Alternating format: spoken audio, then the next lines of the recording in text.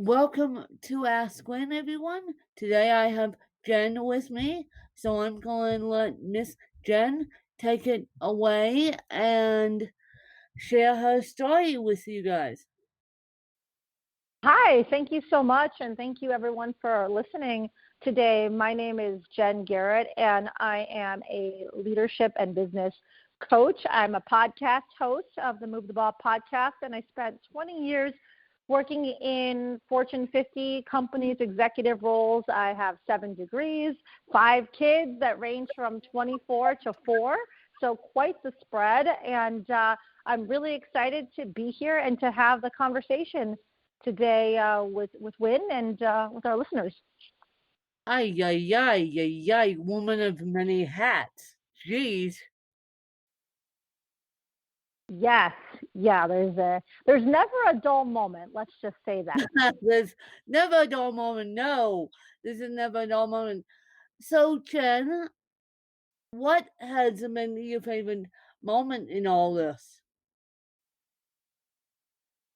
That's a great question. I'm going to say that I'll bring it to something here that's a little bit more relevant to today. So we're going through this pandemic, and this year has just been a crazy year, one that none of us have expected to be like this. And I think that through all of this, there's really been some opportunities to kind of rediscover what's important to us and really to spend time with the people that matter and focus on the relationships that mean the most. And so I'd say for me right now, just being able to reconnect with people and to have time with the family, even though there's crazy moments with kids too. I think just being able to really live life purposely and intentionally, and also to, for me, not to be afraid to show vulnerability and to show the struggles and to really just stay true to who I am.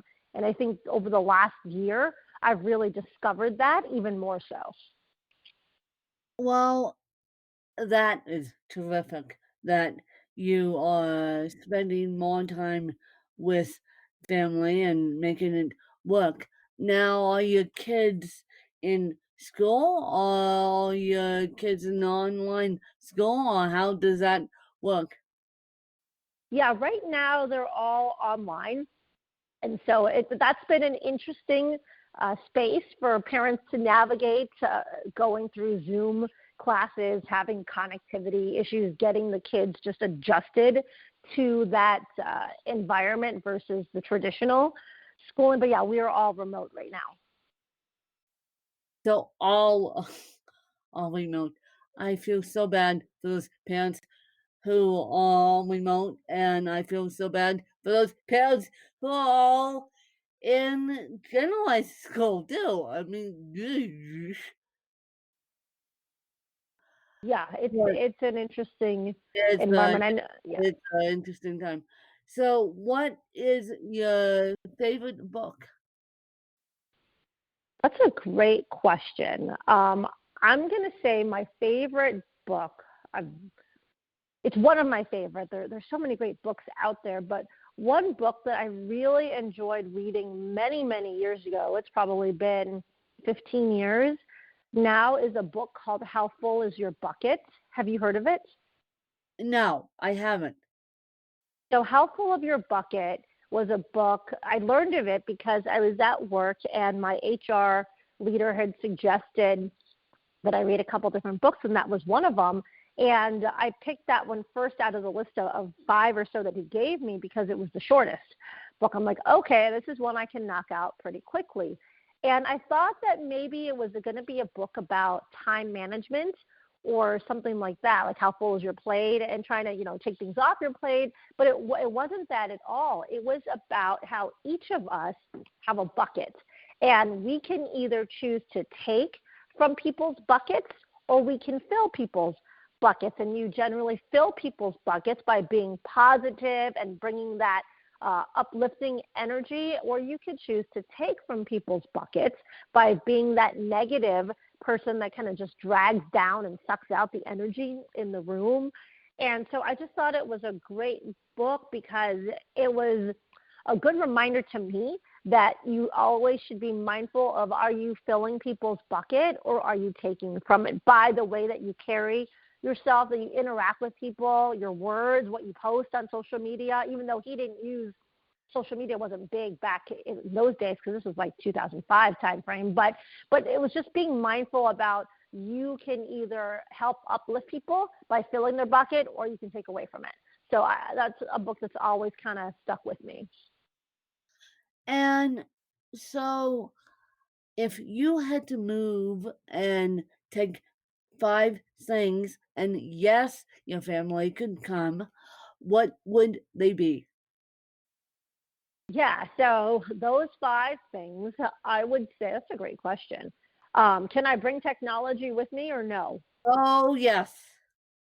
That's Okay. what So I would definitely bring my computer and my phone. I'm a big technology person, but I believe that technology today is a gateway to connect with so many people across the globe. So definitely would have my phone so that I could use that on the go, and then my computer. Um, I would say that, what else would I bring with me? I think I would want to have a pair of shoes with me that are comfortable because that's important. Since I can bring my family with me and that doesn't count, um, well, we won't use that. And that's a great question. I've never had someone ask me about what five things would I bring. Where am I going, by the way?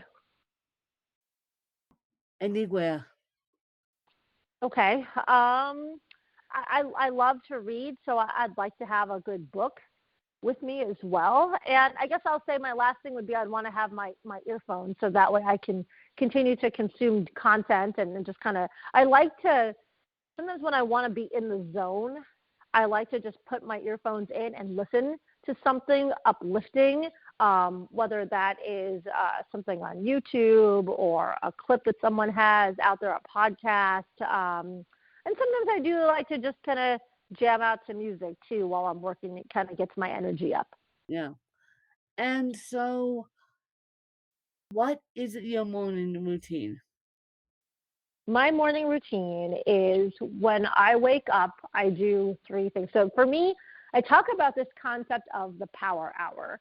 And so in that first hour, I do three big things. Part of it is I really just take time to pause and think and express gratitude, stay connected to my purpose, and remember why I'm doing the things that I'm doing. As part of that, too, I always say to myself these three things. I say that every day I will suit up, I will show up, and I will move the ball. Because for me, that's important. Like, how you suit up matters in the mindset that you bring into each day. How you show up matters in being fully present, and then it's all about execution throughout the day. And you know that I use the term move the ball quite a bit. And so I incorporate that into my daily routine. So that's part of it. Another part is, I believe it's important to stretch and kind of open up your body and do a little bit of light activity just to kind of get yourself going. And then the third part is all about planning. So I map out what I'm going to do for the day. Now, my planning doesn't start that day. So I start at the beginning of the week. I map out what I'm going to do for that week on Sunday. Then in the morning every day, I come back to what my plan is. Now, Sunday night, what I do is I review what I'm going to do Monday, Tuesday, Wednesday, etc. Then Monday comes, I go through the day. I review that evening to plan for the next day. So then when I wake up in the morning, as part of my morning routine, what I'm doing is I'm reviewing that plan, because there could be that something has changed overnight, or I think about a new idea that pops in my head, as soon as I wake up. So I come back to my plan and I look at, okay, what are my priorities for the day? What meetings do I have? What clients am I working with?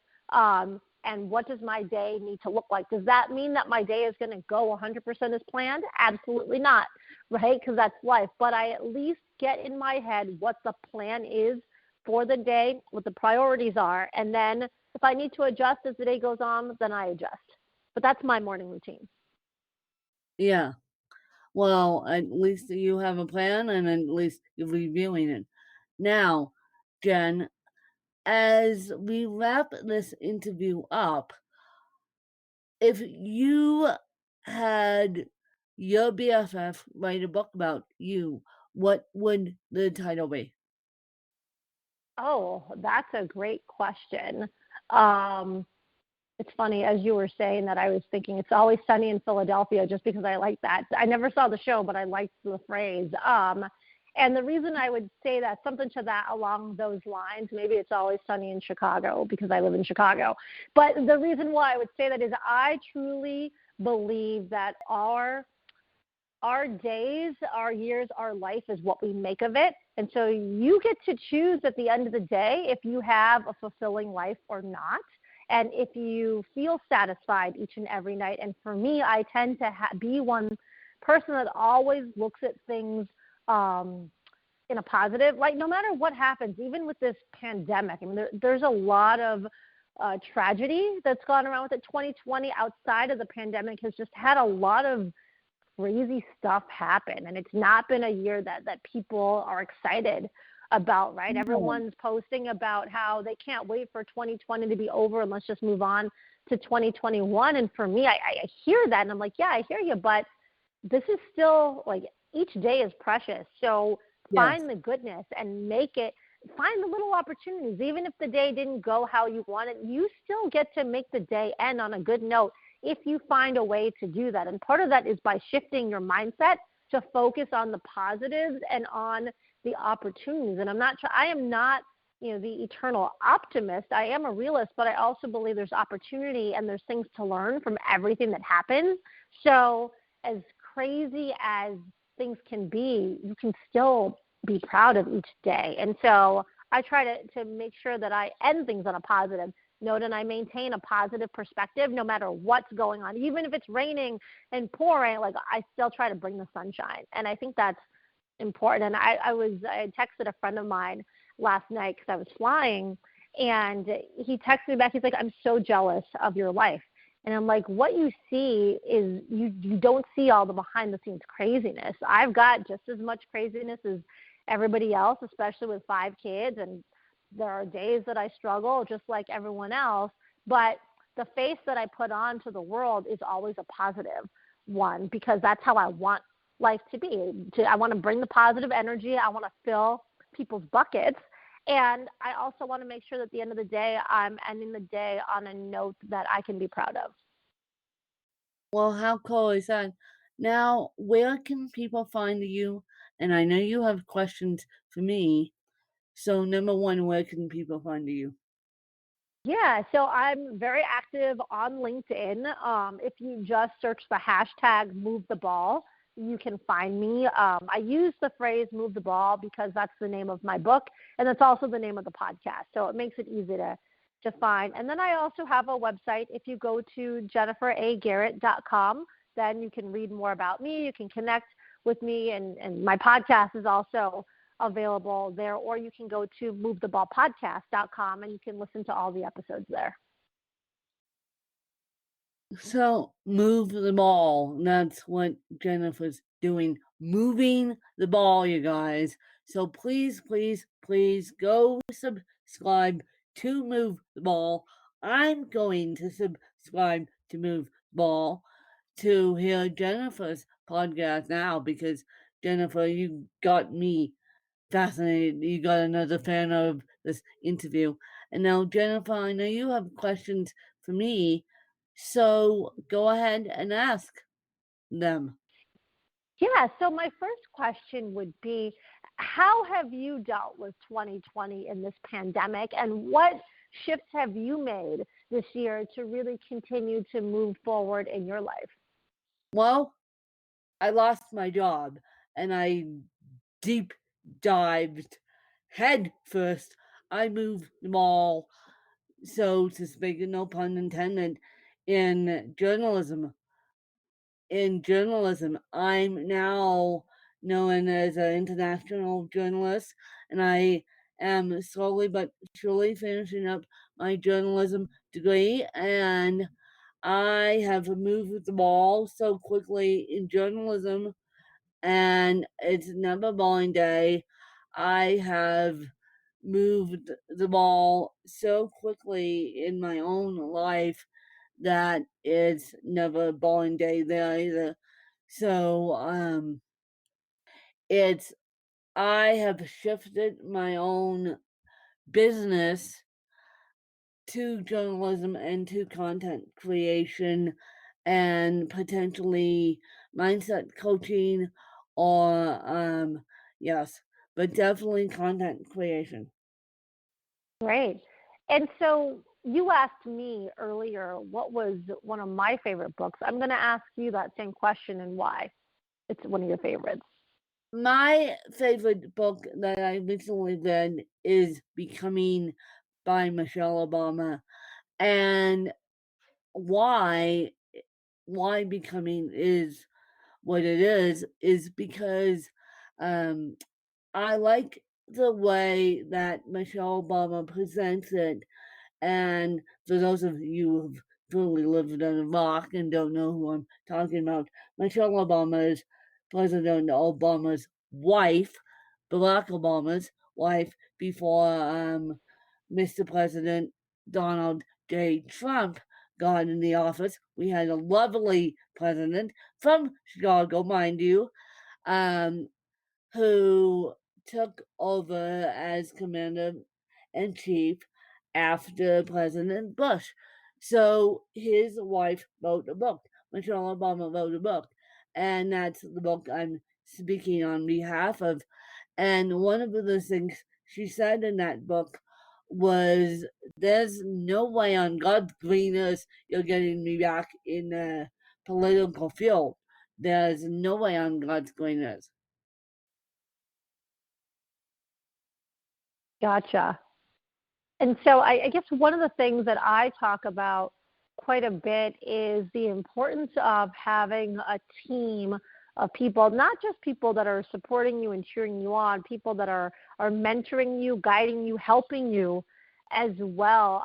Part of that may be sharing lessons learned from their experiences or things that they've observed that can help you to kind of not make the common mistakes, so to speak, and to really accelerate your progress.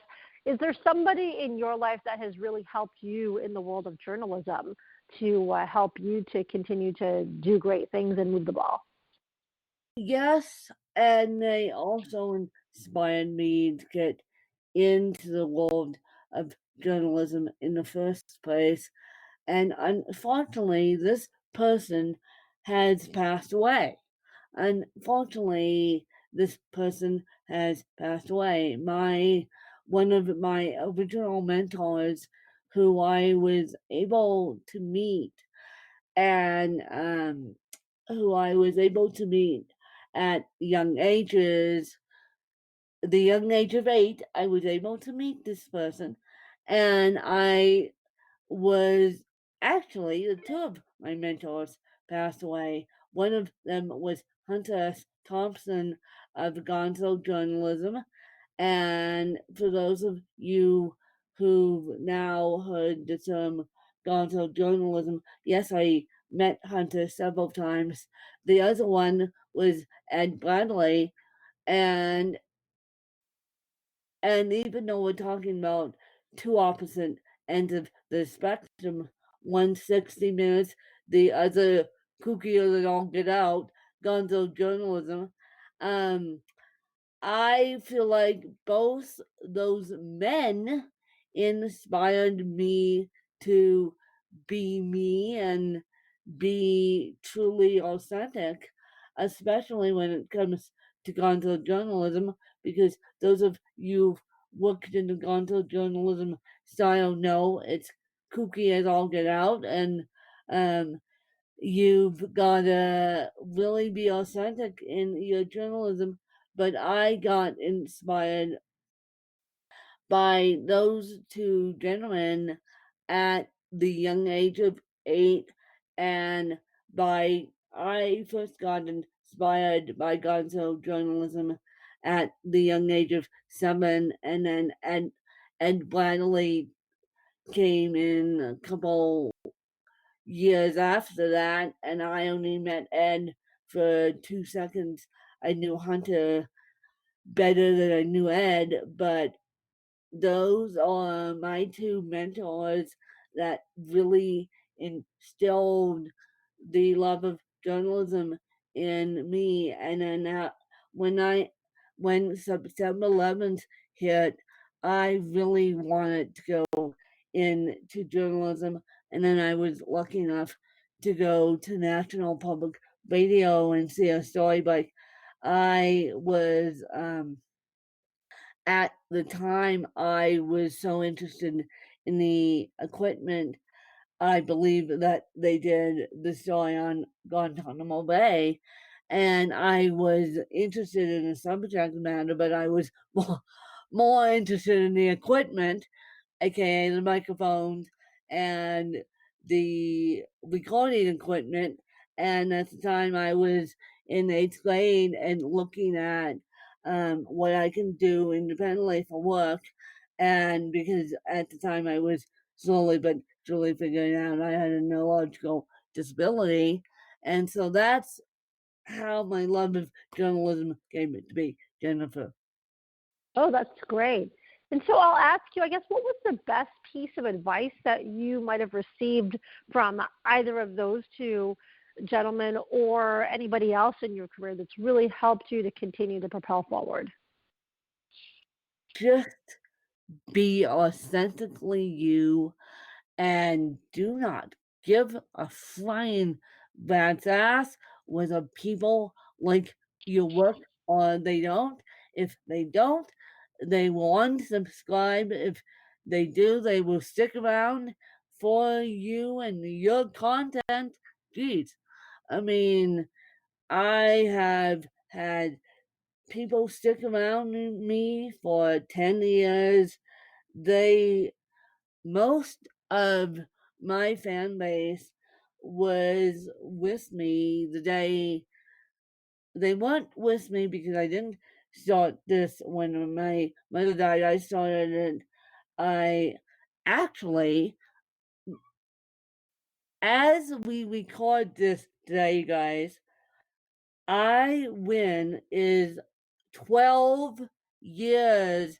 It's been 12 years because I'm looking at the date on my calendar. That's a little scary. My original book came out today.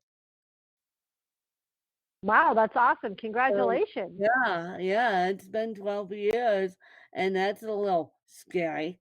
That, oh my goodness, that's a little scary that I Come a Win has been out for 12 years and still only at it.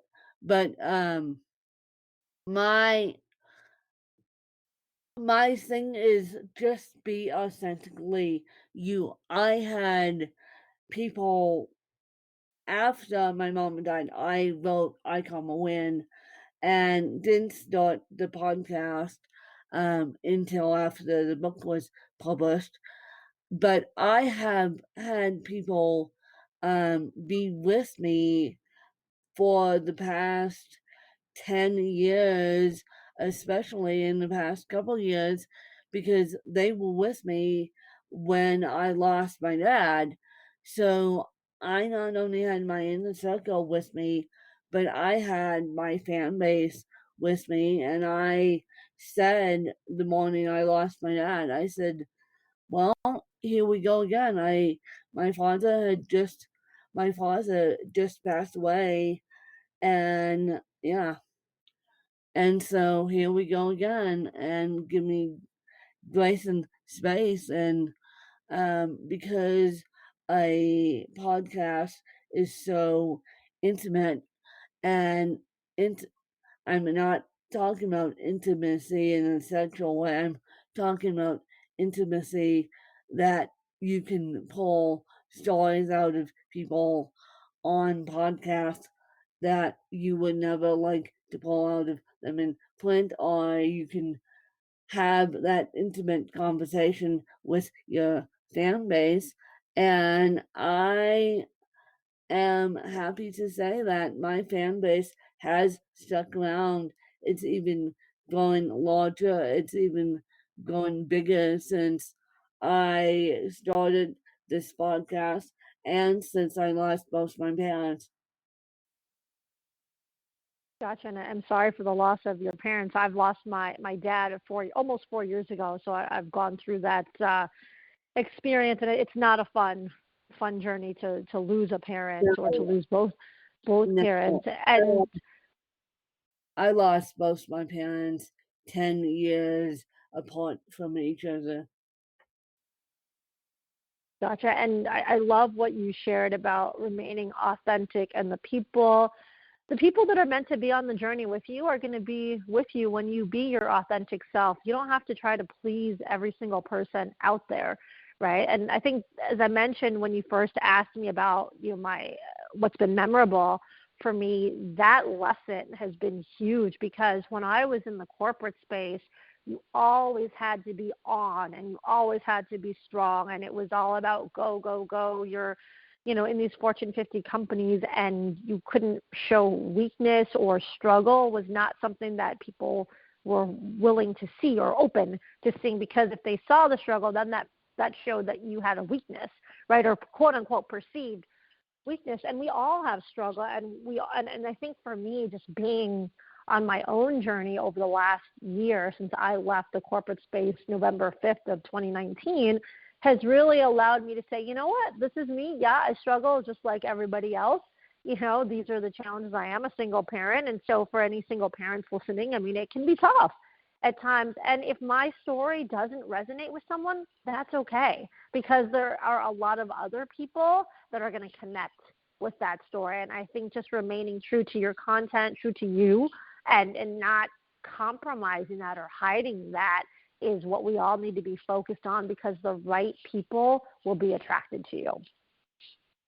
Amen, amen, amen, amen. And I believe that soon through, and the right people will be attracted.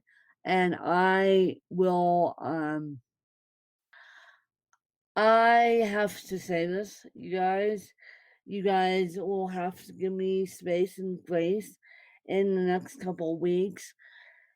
Things are shifting in my life before the big shift, and I'll give you guys details um before that. And you know, I have a big shift coming in my life, but this is just a small shift that wasn't planned, but you guys will have to give me space and grace to just deal with this shift, and we'll see how it goes. And then I will give you more details on the big shift as soon as I get more information. The big shift right now is I'm selling my house. So and I'm not gonna be homeless, people. And so I'll give you more information on the little shift as soon as I have it, as soon as I can get more information on it. But just give me space and grace. And as Jennifer talked about, this is the authentic me, and you guys get to join the wild journey of cerebral palsy. Well, thank you so much for sharing and answering my questions. I think that you're amazing. I think what you're doing is so inspiring, and I know that you're helping bring positivity and joy into the world, and hope, and especially in a world that so desperately needs it. I just applaud you and congratulate you again for hitting that 12-year milestone, and you're awesome. Well, thank you. Thank you. And I truly appreciate you guys supporting me, and we'll make these shifts work, and we'll see where they are. And Jennifer, I truly appreciate you for coming on and sharing your story. And I hope that you guys enjoyed a much loved episode of Ask Win. Thanks to you guys. Bye.